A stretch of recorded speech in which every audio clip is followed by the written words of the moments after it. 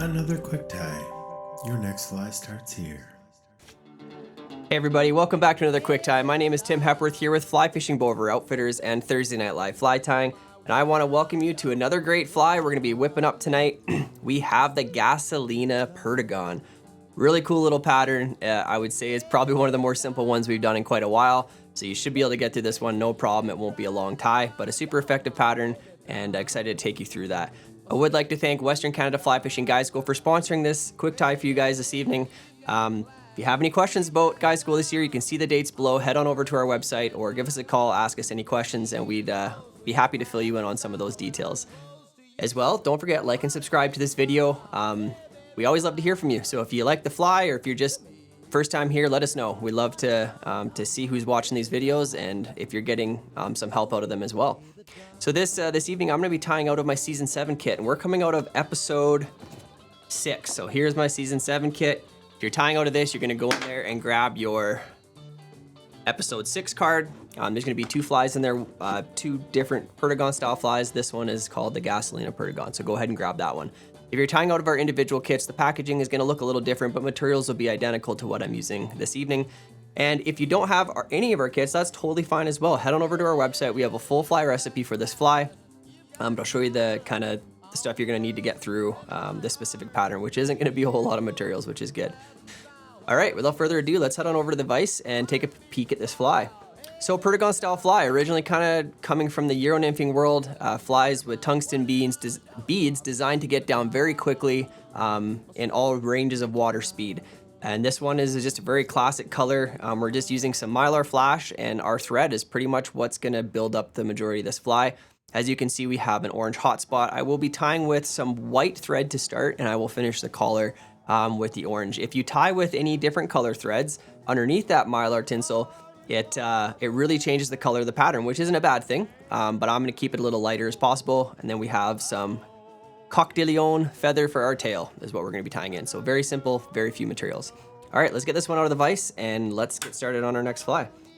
So we're going to get our bead placed on our hook. So we are tying this reasonably small this evening. This is a size 14 hook. Don't forget when you're placing that bead on your hook that you want the hook point to start by going through the smaller end of the bead instead of the larger, so the larger hole is facing back down the hook. I'm then going to go ahead and grab my UTC 70 in white is what I'm going to be starting on this pattern. I'm going to start my thread just behind the bead. I'll come in here and cut out my tag end. Next thing I'm going to do is build my tail. So I'm going to go ahead and grab a few fibers off of this feather. You're looking to grab somewhere in that probably 10 to a dozen. It is fairly light, so you want it to show up, but it's a barred looking fiber on this feather, so it's going to look something like this. Okay.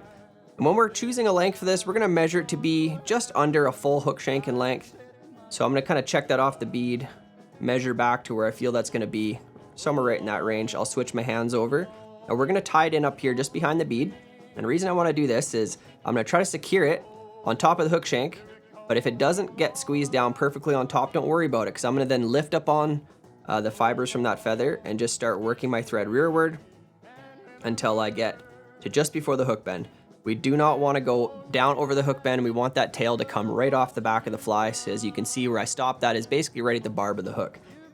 Now I'll come in here and trim out the tag ends that I had up at the top. And we do want to consider the fact that we don't want to over bulk this fly. So we don't want to put more thread wraps than we necessarily need to on this pattern. So I'm going to kind of open spiral back up. And then I'm going to go to my pearl colored mylar tinsel.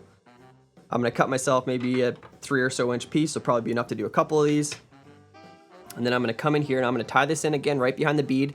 I'm tying everything in up at the top because I want to keep a very nice smooth taper to the body, as basically we're just building out a thread and this tinsel. So I'm going to come in here, I'm going to tie it on the near side of the hook, just behind the bead, pull that tag end in so it's just behind the bead, lock that down, and I'm going to take good securing wraps, nice evenly all the way back. And I want to stop this again right at that hook barb or before I go over the bend. If your material and your tail starts to tip down, you know you've gone too far. Now this is going to be the last time I return my thread forward, so I'm going to now, again, some nice touching wraps as I move forward up behind the bead itself.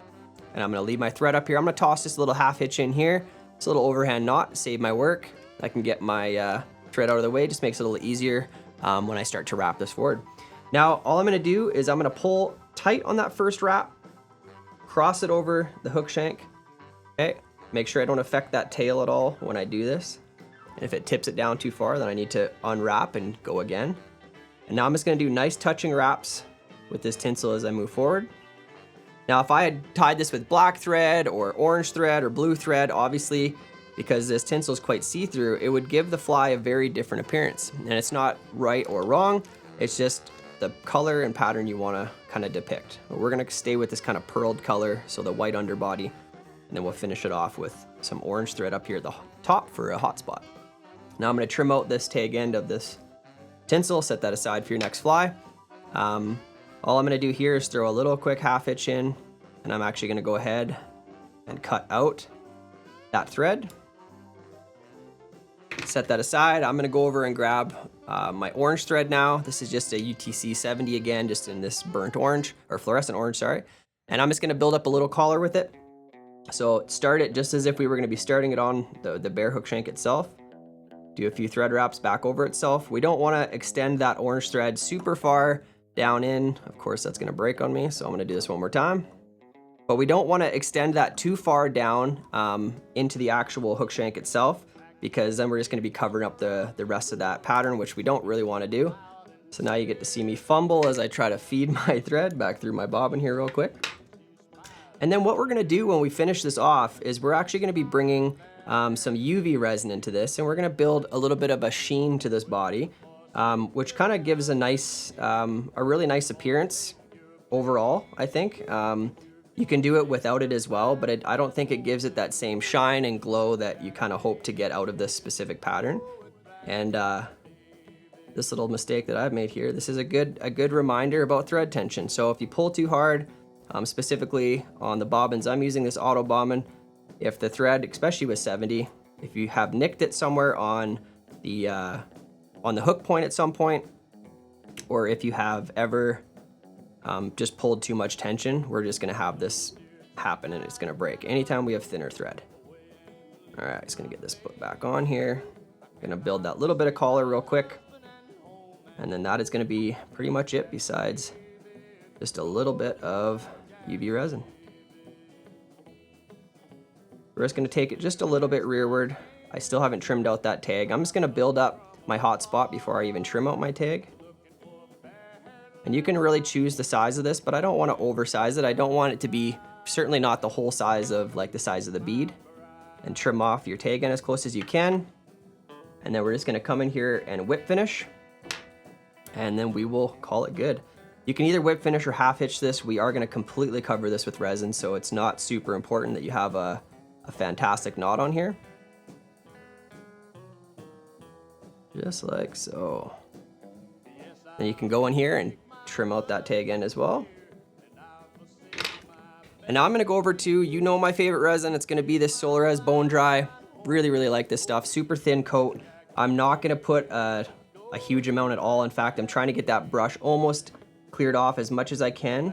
And I'm gonna add this to over top of all that tinsel, as well as my hot spot at the top. Trying to get just an even coating. It shouldn't be balling up on you anywhere, like you put enough on that it wants to make a little ball of resin somewhere. And I'm just gonna come in here and I'm gonna cure that nice and tight. Now that's gonna give a ton of durability to not only that tinsel, but the head and the thread wraps at the top. And this is a very durable fly. You should be able to get many fish off this without having too much issue or having it unravel on you or anything like that. And you can tell by holding UV light on there, that's somewhat what the fish is gonna see too. So it's just no different than sunlight being shone on that fly. Looks a little different without the UV on it. All right, guys, that has been the Gasolina Perdigon. Very simple pattern, tied in a variety of sizes. Like I said, this is a 14, but you could go super small down to 18, 20, or you could even be going up to a size 12. But a very versatile pattern, and play with the colors and the threads like we talked about underneath the tinsel. It can give a different appearance each time we do it. Okay guys, again, I wanna thank you for tuning into this. Don't forget to like and subscribe to this video if you found this video helpful. Let us know in the comments. Don't forget, if you don't have one already, you can still head over to our website and grab yourself a Season 7 kit. There's a ton of 13 episodes, so 26 patterns in there, and all the materials you're going to need to tie them. So go ahead, check one out if you want to grab one, and you'll have all the materials for all of these quick ties from the Season 7. All right, again, my name's Tim Hepworth here with Fly Fishing Bow Over Outfitters and Thursday Night Live Fly Tying, and we can't wait to see you next time for another quick tie.